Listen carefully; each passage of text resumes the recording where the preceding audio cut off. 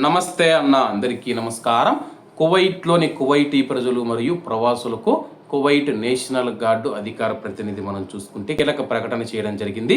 వివరాల్లోకి వెళ్తే Kuwait national gourd అధికార ప్రతినిధి బ్రిగేడియర్ జాదాన్ ఫహద్ జూదాన్ గారు స్థానిక మీడియాతో మాట్లాడుతూ కువైట్ సాయుధ దళాలు తమ అధికార పరిధిలోని ప్రాంతాలలో 8 శత్రు డ్రోన్లను కూల్చివేసినట్లు ప్రకటించారు.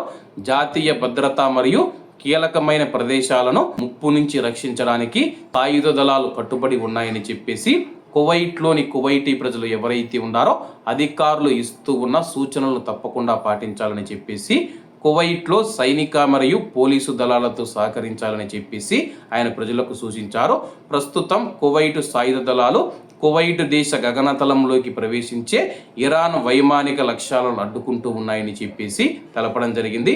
ప్రస్తుతం కువైట్లో ఉన్న కువైటీ ప్రజలు కావచ్చు, ప్రవాసులు కావచ్చు, ఎవరూ భయపడవలసిన అవసరం లేదు. కువైట్ గగనతలం సురక్షితంగా ఉందని చెప్పేసి కువైట్ దేశంలోని కొన్ని ప్రాంతాలలో వినిపించిన పేలుళ్ళు మేము గాలుల్లో పేల్చివేస్తూ ఉన్న మిసైల్స్, డ్రోన్ల శబ్దం అని చెప్పేసి కువైట్ నేషనల్ గార్డ్ అధికార ప్రతినిధి స్పష్టం చేశారు. కువైట్ దేశం యొక్క గగనతలాన్ని రక్షించడానికి అవసరమైన రక్షణ చర్యలు తీసుకుంటూ ఉన్నామని, కువైట్లోని కువైటీ పౌరులు మరియు ప్రవాసుల భద్రతను కాపాడుతూ ఉన్నారని చెప్పి ఆయన పేర్కొన్నారు.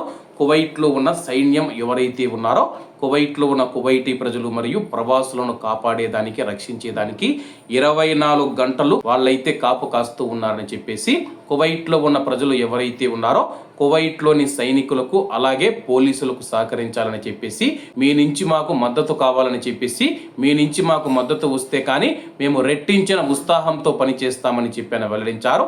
కువైట్లో ఉన్న 10 లక్షల మంది భారతీయుల సపోర్టు ఎప్పుడూ మీకు ఉంటుంది సార్. కాబట్టి అందరూ బాగుండాలి, అందులో మనం ఉండాలి. అందరికీ నమస్తే అన్న, జై హింద్.